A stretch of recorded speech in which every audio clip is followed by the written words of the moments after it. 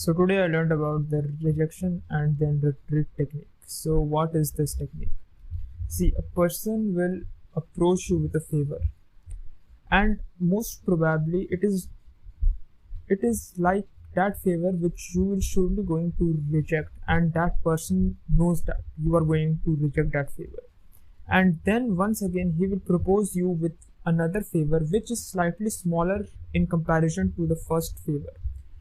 And this second favor is the main favor, the main aim of the person, and most likely you will fall for this second favor and you will accept it. This is how this reject and retreat technique works. The author has fall for this. Okay, the author from the book I have learned this technique has fall for this trick. So as he was passing by the street, a boy ran into him and asked him for a favor. So what was the favor? The boy asked him to buy from him a $5 lottery ticket. Then the author refused for that favor. Means why would he give $5 for a lottery ticket? Then the boy once again asked, okay, don't give me $5.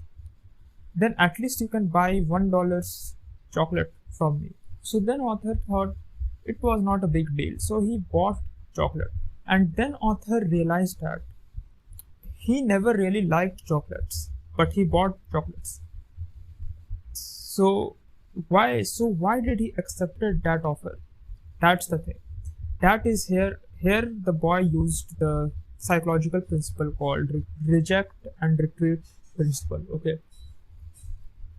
So it can be the main aim of the boy. So the main aim of the boy was not to give or to sell the lottery ticket. It can be selling the chocolate itself.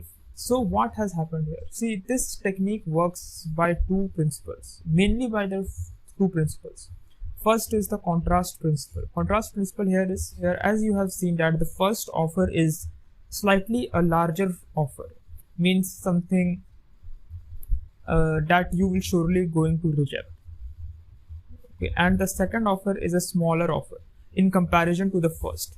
So if the boy or anyone asks you for that smaller favor at the starting, you may not accept that favor. But when you asked for a more larger favor, so in comparison to that favor, the smaller favor looked smaller in comparison to that. So yeah, in contrast to that larger favor, the second favor looked very much small.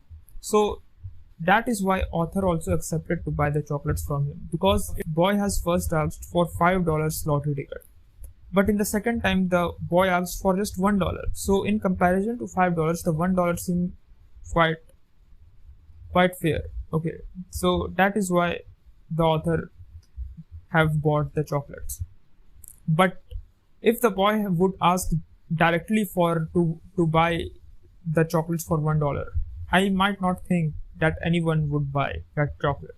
So that is how this contrast principle works. And second principle that really helped was the reciprocity principle. Yes, we have already talked about this in the previous video.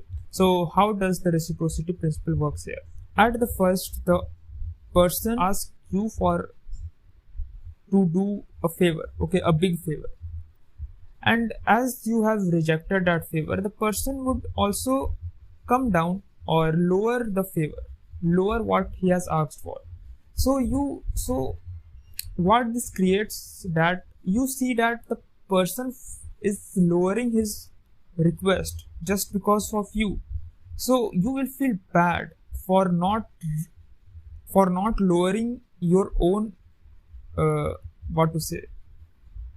lowering your guard, or not accepting that offer for the second or the third time he asked for, just by lowering his offer or price point or anything like that. So here also the reciprocity also works, because we are conditioned to one more thing, that is compromise. Okay, so for the society to work very well, so that it could be beneficial for everybody, we have learned the state of compromising. Okay, so here this compromise thing works. The other person is compromising and lowering his standards, so it is like a conditional thing that if the other one is lowering his offerings or lowering his price, you feel that okay, I should also lower my guard down or lower my expectations, or so it feels like I should also accept the return that he is doing. So you also feel that okay, it is not good for me to reject multiple times, okay, as the other person is continuously lowering the offer. And yeah, so you feel bad and you just buy or whatever he's offering. And yeah, that is how here reciprocity also works. So these two principles, the contrast and the reciprocity principle, just are very powerful combination if they are applied together. So we have to be aware of these kind of psychological tricks. Okay, so yeah, but this kind of trick can be useful for you, as you can negotiate your salary based on this. Yes, like you can go for just you can go to your boss and ask for an increment. At first you just tell him to at first you just give him the valid points why why he should increase your salary, and then you can use these principles. First you can ask for a big salary increase my salary to 10,000 or more, like that. Okay, then definitely he will going to say no. Then you just ask for a small, means just increase my salary by 2,000 rupees or 3,000, like that. And it is not guaranteed, but in most cases it really works. Okay, so yeah, you can use this principle in that situation too for your own benefit. So yes, this is what I have learned today, and I hope you understand this. So see you in the next one. Bye.